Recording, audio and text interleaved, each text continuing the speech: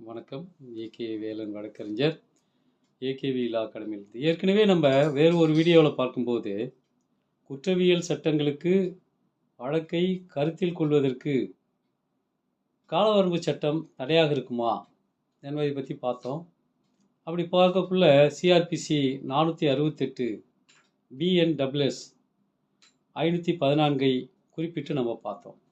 இந்த வீடியோவில் கொஞ்சம் மாற்றமாக குற்றவியல் சட்டங்களில் அதாவது குற்றவியல் நீதிமன்றங்கள் ஒரு குற்றவாளியை பிணையில் விடுவதற்கு காலவரம்பு சட்டம் உதவி செய்கிறதா என்றால் உதவி செய்கிறது.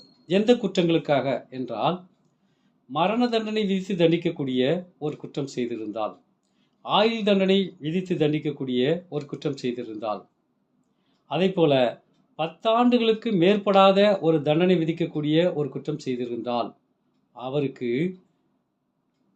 அந்த குற்றவாளிக்கு எதிராக வழக்கு தொடுத்திருக்கும் விசாரணை அதிகாரி சம்பந்தப்பட்ட விசாரணை நீதிமன்றத்தில் 90 நாட்களுக்குள்ள குற்ற அறிக்கையை அவர் மீது தாக்கல் செய்யவில்லை என்றால், அவருக்கு சாதாரணமாக ஒரு நீதித்துறை நடுவர் நீதிமன்றத்திலேயே ஜாமீன் வழங்க உத்தரவிடலாம். அதே போல பாருங்க,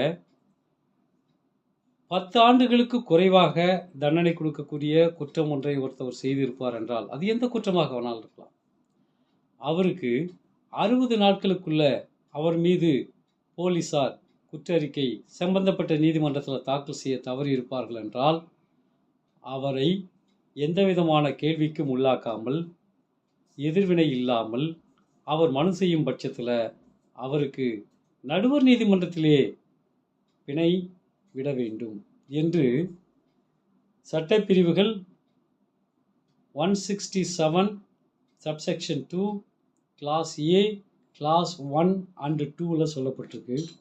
அதே போல பிரிவு 187 subsection 3 clause A clause 1 and 2 சொல்லப்பட்டிருக்கு. அதில் பார்த்தீங்கன்னா குறிப்பாக என்ன சொல்லிருப்பாங்கன்னா,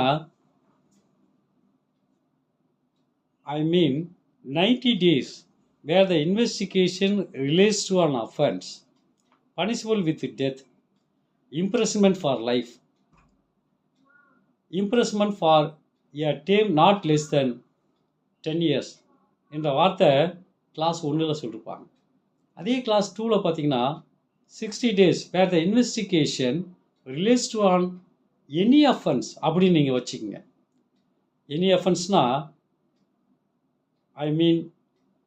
அப் டு 10 இயர்ஸ்க்குள்ளே இருக்கக்கூடிய குற்றங்களுக்கான தண்டனை கொடுக்கக்கூடிய வழக்குகள்.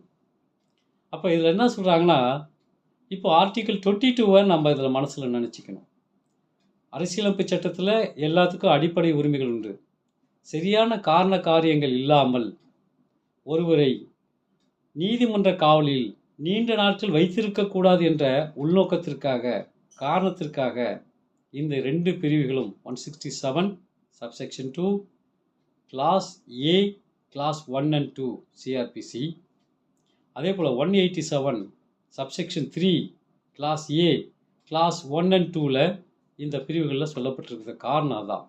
அப்போ இந்த பெயிலை கலோக்கியலா சாதாரணமாக வழக்கறிஞர்கள் எப்படி சொல்கிறாங்கன்னு கேட்டிங்கன்னா, default bail, constitutional bail, mandatory bail, bail under section 167 or bail under section 187 BNSS போன்ற வார்த்தைகளில் சொல்லப்படுது.